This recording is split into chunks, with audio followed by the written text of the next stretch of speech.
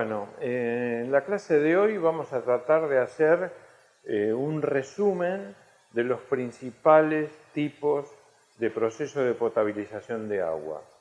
El tratamiento más común que pueden ver en la mayoría de las plantas, tanto de la provincia de Buenos Aires como de otras provincias del país y del mundo, diría yo, es lo que se llama tratamiento convencional. Es convencional justamente porque está establecido hace muchos años. Y el mismo consta de las siguientes etapas. Coagulación, es decir, donde se desestabilizan las partículas y se trata de absorber materia orgánica disuelta. Floculación, donde se busca la generación de flocos un poco más grandes, que se aglomeren y que puedan ser separados por sedimentación o por flotación. La sedimentación, que es la manera más común de separar partículas. La filtración y la desinfección, por último.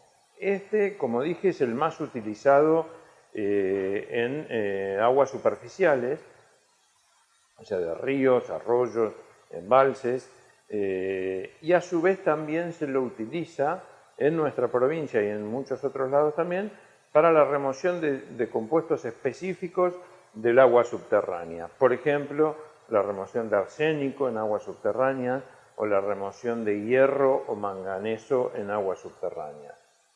En la provincia de Buenos Aires y en la capital federal tenemos muchas plantas que utilizan este tratamiento. Por ejemplo, las 3 plantas de AISA, es decir, Bernal, Palermo y Tigre, todas usan este sistema, con sus variaciones, pero todas esas etapas que acabo de mencionar están en estas plantas. La planta de Punta Lara, de agua potable, la de Mar de Ajó, la de General Lavalle, la de Bahía Blanca, una de ellas que se llama Grumbein, General Alvear, también lo utilizan. Y hay otras plantas en provincia de Buenos Aires que utilizan agua superficial y que es tratamiento convencional.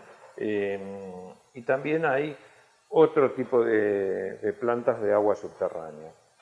En la siguiente filmina podemos observar motores eléctricos y de agitadores bastante importantes que representan los agitadores de la coagulación, y al lado de ellos se puede observar motores más pequeños con agitadores de velocidad mucho más lenta, que son los floculadores. Estos son, en este caso, que es la planta de Los Ángeles en Estados Unidos, tiene coagulación y floculación por agitación mecánica. Hay otras plantas que tienen agitación de la coagulación hidráulica. Buscan una mezcla turbulenta de manera hidráulica. Esto es mecánica con importantes motores, ven la diferencia entre unos y otros. Aquí en la planta de Punta Lara podemos ver sedimentadores tradicionales. Los sedimentadores tradicionales, estos ya fueron modificados en Punta Lara, pero estos son los originales. Son rectangulares y el líquido entra por una punta y sale clarificado por la otra, y los flocs se van sedimentando a lo largo del sedimentador. Y en la parte final hay colectoras con lo que se denomina los picos de pato, es decir, que son perfiles en V que recolectan el líquido clarificado en la superficie.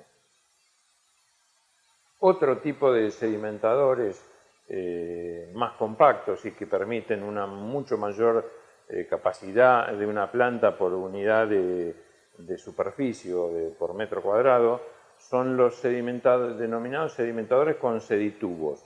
Algunos también, en vez de seditubos, que son como estructuras parecidas a los panales de abeja, pueden ser con placas, o sea, lamelas, también se las denomina, y son placas con una cierta inclinación, 55-60 grados, que cumplen un rol similar a los seditubos. El objetivo de eso es hacer que las partículas no tengan que hacer un recorrido tan largo y puedan caer más rápidamente y por eso se aumenta la capacidad. Seditubos se usan mucho en plantas de agua subterránea, pero también en agua superficial. Últimamente en Punta Lara se han agregado seditubos aparte de los sedimentadores. En este caso, lo que estamos viendo es un sedimentador completamente cubierto de seditubos. Luego vemos un ejemplo de filtro de arena. Los filtros pueden ser de arena, antracita, también pueden tener un tercer medio, que suele llamarse granate, que es más pesado que la arena.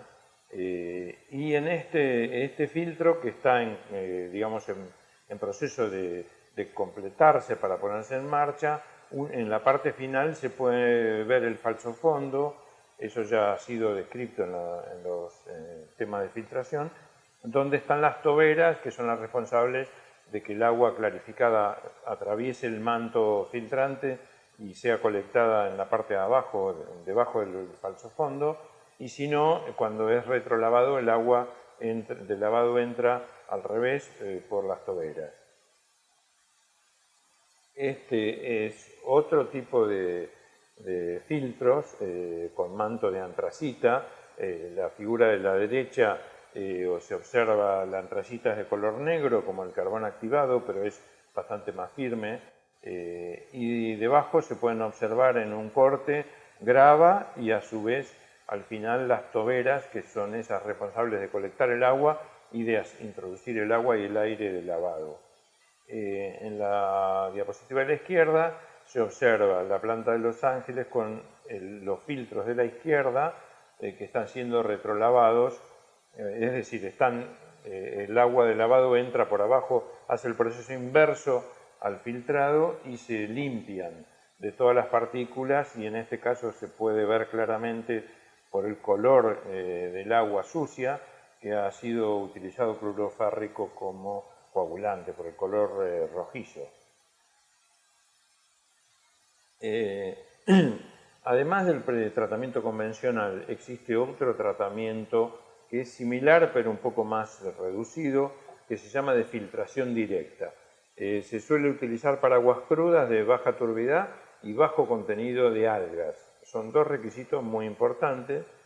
La planta Patagonia en Bahía Blanca originalmente era con este sistema y actualmente la mitad de la planta sigue teniendo este sistema, aunque el agua cruda no cumple en todas las partes del año los requisitos para filtración directa, es decir, a veces tiene turbidez demasiado excesivas cuando hay grandes lluvias en el dique, o en el verano o en épocas de mucho calor hay floraciones algales muy grandes y tampoco cumplen los requisitos para la filtración directa por la causa de las algas. La planta de la ciudad de Los Ángeles en Estados Unidos y la de Skoll en Israel también utilizan este sistema, pero a diferencia de Bahía Blanca, los filtros no son de arena, sino que son filtros de antracita profundos. O sea, es un manto de un solo material, que es antracita, pero tienen 1,8 metros de profundidad, que es un manto muy profundo, digamos. La filtración directa cuenta, a diferencia del proceso convencional, con coagulación, esos son iguales, floculación corta, es decir, pocos minutos, 5 minutos, 3 minutos, depende de la planta, 10 minutos puede ser en algún lado. La idea es hacer un floc macizo pero chiquito, porque no hay sedimentador y no hay flotación, o sea, todos los flocs que formemos son atrapados en los filtros. Entonces no pueden ser flocs muy grandes porque tapan los filtros. O sea que este proceso de filtración directa cuenta con coagulación, floculación, filtración y desinfección. Desaparece lo que es la sedimentación o una posible flotación como alternativa. Es decir, esto caracteriza a estas plantas, que todos los flocs, todas las partículas originales del agua y la formada durante el proceso de potabilización son retenidos solamente por los filtros. No hay otra barrera para retener las partículas. Y eso hace que debe contener bajo contenido de partículas, algas o materia inorgánica, porque si no se tapan todos los filtros y las carreras serían muy cortas. Existe otro tipo de tratamiento de potabilización también, que su sigla en inglés es DAF, que es, en inglés sería Dissolved Air Flotation, que es flotación por aire disuelto. Este proceso se basa en la coagulación, en la floculación corta también, porque se requiere de floc pequeños que puedan ser elevados con el aire cuando se forman las burbujas, filtración y desinfección. Es decir, en este proceso DAF se reemplaza la sedimentación por flotación, pero tiene un proceso de separación de partículas antes de los filtros. En eso se distingue de la filtración directa. Este sistema actualmente está siendo utilizado en la mitad de la planta Patagonia, en Bahía Blanca, y el 9 de julio en toda la planta, esta última para remover arsénico de agua subterránea. Patagonia se basa en agua superficial, del dique Paso de las Piedras, y 9 de julio en agua subterránea que tiene arsénico y se remueve a través de esta planta de flotación de una manera bastante exitosa. La ciudad de Nueva York cuenta con la planta de DAF más grande del mundo. Hay muchas plantas en el mundo con flotación, sobre todo en los países nórdicos, porque el agua es fría y la flotación es bastante buena para aguas muy frías. En Canadá también se usa mucho. Y también se usa para remover color de aguas que contienen mucha materia orgánica. Es el caso de la ciudad de Manaus en Brasil, sobre el Amazonas, que es la ciudad más grande sobre el Amazonas, y esa ciudad tiene una planta potabilizadora con flotación, con DAF. La flotación, como ya dije, requiere de floc pequeños, densos pero pequeños. A diferencia de la sedimentación, que tienen que caer por su peso y tamaño, aquí tienen que flotar junto con el aire y tiene que haber una relación entre el tamaño de la burbuja de aire y el floc. Aquí vemos un esquema, este es un dibujo de flotación por aire disuelto, y se observa la cámara donde el caudal de entrada junto con una recirculación que contiene aire a presión se unen, se pierde esa presión, pasa a ser a gravedad y se disparan todas estas burbujas de aire. Es como el mismo efecto que tiene una botella de Coca-Cola o de soda cuando uno la abre, que salen burbujas, el líquido estaba a presión y al sacarle la presión se desprenden burbujas. Bueno, la flotación usa algo parecido, nada más que a mayor presión, 5 a 7 bares. En la siguiente página se puede ver este manto de burbujas, que es parecido como si fuera leche, porque es blanco. Duran poco tiempo esas burbujas, pero se van elevando y elevan los flocs formados.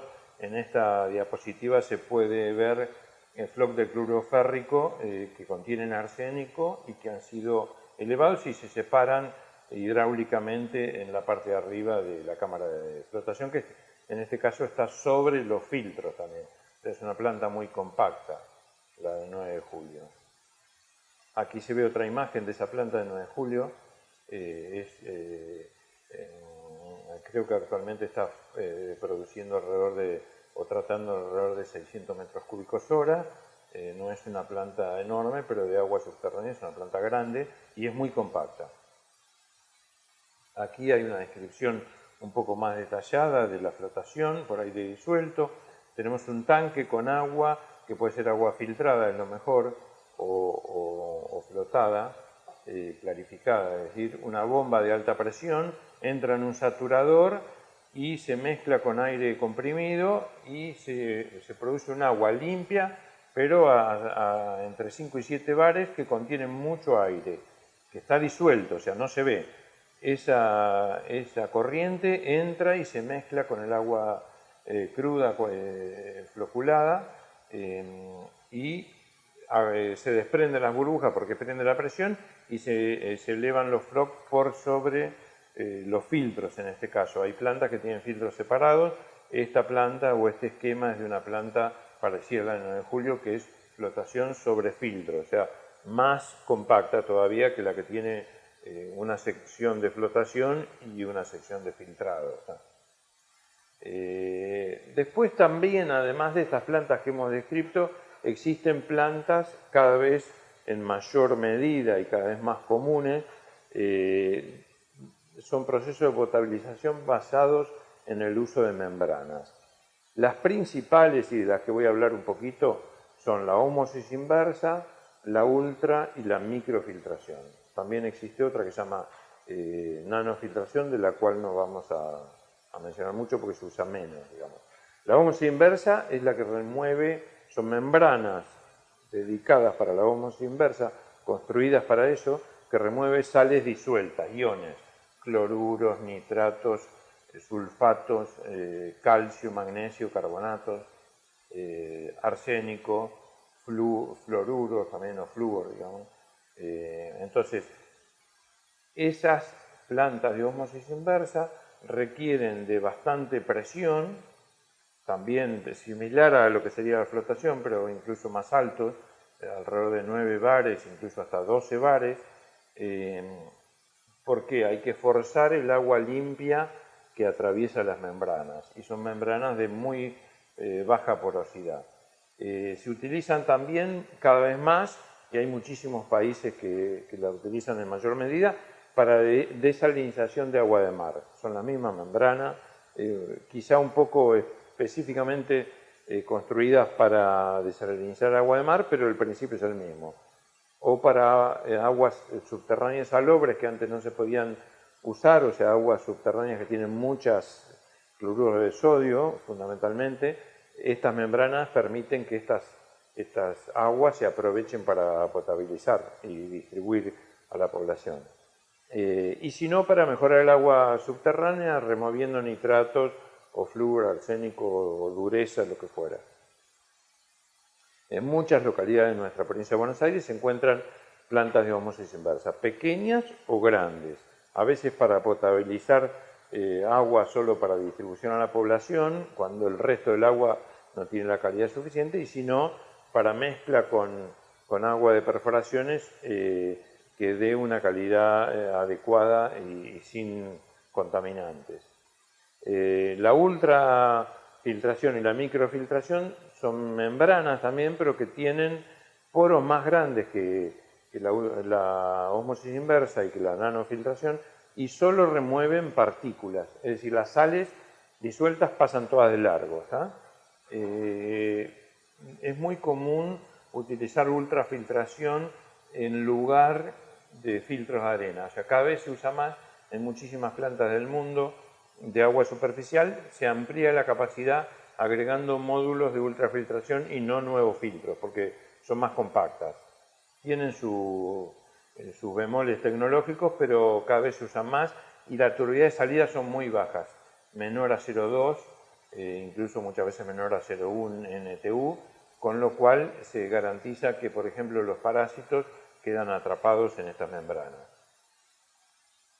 Y muchas veces la ultrafiltración, las membranas de ultrafiltración, se usan como pretratamiento de la ósmosis inversa en plantas, por ejemplo, de desalinización de agua de mar. También se usa la ultrafiltración, se la ha probado en plantas para remoción de arsénico con cloruro férrico, en dosis pequeñas, y ha sido bastante exitoso. Aquí vemos una filmina bastante interesante que nos presenta cómo se separan los compuestos mediante membranas y de acuerdo a la porosidad de las membranas. De izquierda a derecha vamos desde las más grandes, o sea, donde los poros son más grandes, hasta los poros más pequeños. Es decir, la microfiltración tiene poros entre 10 micrones y 100 nanómetros. Nanómetros es 10 a la menos 9 milímetros, o sea, es muy chiquitito. Ultrafiltración tiene entre 100 nanómetros y 10 nanómetros.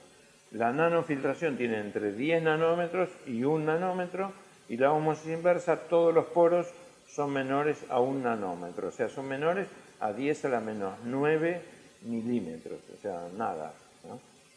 Por lo cual, la ósmosis inversa rechaza todas las sales disueltas.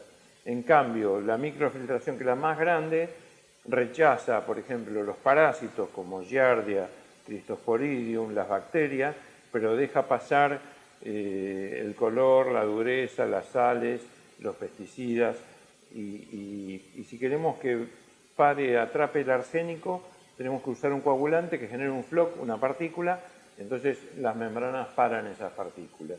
Y se usa mucho, como dije, para remover partículas.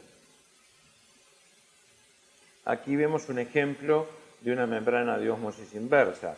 La membrana de ósmosis inversa consta de un afluente, que sería el agua cruda, y que se divide en dos corrientes diferentes. El permeado, que es el producto del agua buena que uno quiere obtener, que no tiene sales o prácticamente le quedará 1% de las sales originales, y el concentrado, que es el que se lleva todas las sales, ¿está bien?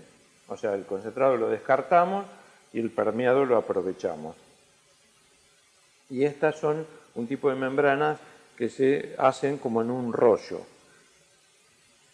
En esta siguiente filmina vemos una planta de ósmosis inversa en la provincia de Buenos Aires para agua subterránea. Se observa con un motor gris oscuro negro la bomba de alta presión, más lejos se observa una bomba de baja presión y entre ellas un filtro de 5 micrones, que es para proteger las membranas. Se coloca entre la bomba de baja presión y la de alta un micro de 5 o 10, un filtro de cartucho de 5 o 10 micrones. O sea, son filtros que paran partículas muy chiquitas también. Las membranas están dentro de estos tubos horizontales de color blanco, y después vemos las cañerías que entran a cada tubo por la parte de afuera, y en el centro vemos los recolectores de permeado. Aquí estamos viendo una planta de ósmosis inversa de agua subterránea salobre en Israel. Es decir, es una planta bastante grande que procesa mucha agua subterránea que tiene un alto contenido de cloruro de sodio. Entonces hay un rechazo muy salino que ellos lo envían al mar, o sea, no debe estar a muchos kilómetros de algún lugar donde se puedan deponer sales, preferentemente a menos de 100 kilómetros de la costa, y el resto del agua es un permeado sí, con muy bajo contenido de sales, que se lo puede mezclar con algo del agua cruda y de esa manera se lo saliniza a niveles adecuados, para que el agua, ustedes saben, no se puede tomar agua de permeado, o sea, agua sin nada de sales. Siempre el agua nos debe, además de hidratar, nos debe reponer las sales que hemos perdido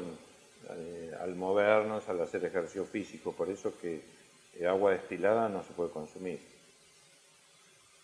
Aquí vemos un ejemplo de una membrana de ultrafiltración que es a presión, porque hay distintos tipos de membranas de ultrafiltración, que son como fideos, y de hecho se las llama fideos. A la derecha se ven estos fideitos sueltos, que son en realidad un tubito con un poro, o sea, el líquido entra o por afuera de la membrana y se colecta en el centro, o al revés, entra por el centro y sale por el otro lado limpio. Y se las coloca en un tubo y se hace como un paquete, y después se colocan en un montón de membranas juntas. Aquí vemos un paquete de membranas de ultrafiltración que es común verlas en muchas plantas, se las coloca verticales. Ustedes vieron que las de ósmosis inversa es más común que estén horizontales. Las de ultrafiltración a presión la mayoría de las veces están verticales, ¿no? Aquí tenemos una fotografía de una planta de ultrafiltración, una planta piloto, que se usó para remover arsénico con cloruro férrico y fue muy exitoso, pero no pasó de planta piloto en este caso. Y también por último vemos una membrana sumergible de ultrafiltración que se usa para reuso de fluentes. Aquí el líquido del reactor biológico entra por afuera de las membranas y a su vez desde abajo hay una corriente de aire que las mueve, las sacude para que no se tapen, y el líquido transparente, límpido, con menor de 0,2 NTU de turbidez, se recolecta en el centro y arriba hay un brazo colector que acá no se ve.